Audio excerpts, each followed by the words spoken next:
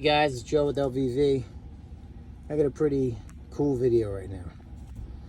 Just want to show you, I'm working on a ream air handler, and customer says there's absolutely nothing going on.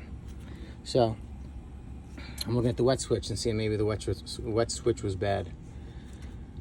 And I go over to the float and I flick the float up. It's on that side, and this is not a great attic, so I'm not going to go over there. But there's a little float. I flick it up, and all of a sudden the fan turns on. I'm like, what's going on? Is the float switch reversed for some reason? Hell, I don't know. So then I come sit back down, and then I take out my meter, and in between, this is the power right here. All right, XFMR right here. XFMRR. So that's the 24 hot right there. And then XFMRC is the common. Okay, if you notice, this is going to the transformer. That's the yellow hot. And this is the not. This is the common. All right, so right there you should have 24 volts. Whenever I would put my meter here, I get 15 volts. I take these two off, I get 24 volts. Okay, so that just tells you that something over here is the problem. So when I look over, I'm like, why would the fan turn on when I flick it up? So I'm like, this doesn't make sense. So what I do is I said, and initially when we were coming in, of course, every technician wants to figure out the problem before they get there. And we're like, oh, maybe it's the contactor. You know, maybe this 5 amp switch is popped. But that didn't pop because, see, this is a good transformer right here. Okay, we put that in.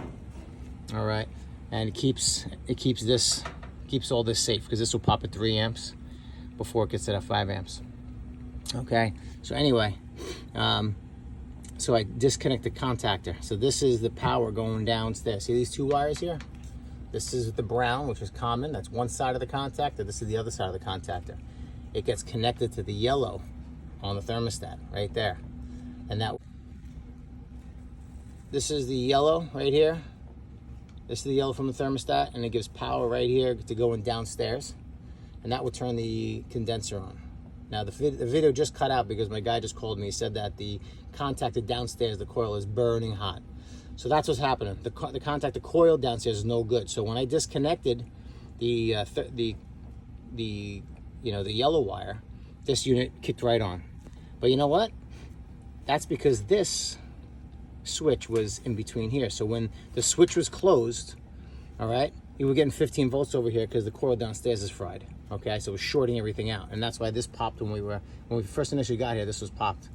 All right, and then so basically when I opened this circuit, which was taking these two wires apart, okay, all right, when you lift that float, it opens up the condenser outside. So when I did that, the machine had no more short, so the machine started working properly. You put down the float, all of a sudden the short comes back, shuts right down. Open it up, this turns back on. When you close it, it brings back to short. So I just wanted to give you guys that little tidbit there.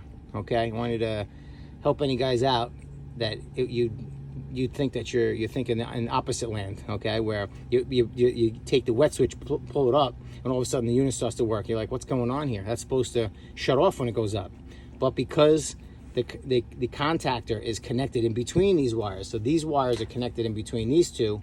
All right, what you're doing, when you open it up, you're taking the short out. Okay, when you closed it, the short came back on because the coil downstairs is no good. All right, we're going to change out that coil, and this whole machine is going to run properly. Okay, so hope you liked the video. If you like, just subscribe, follow, and we'll keep on putting out these videos. LVV out. See you later, guys. Next time.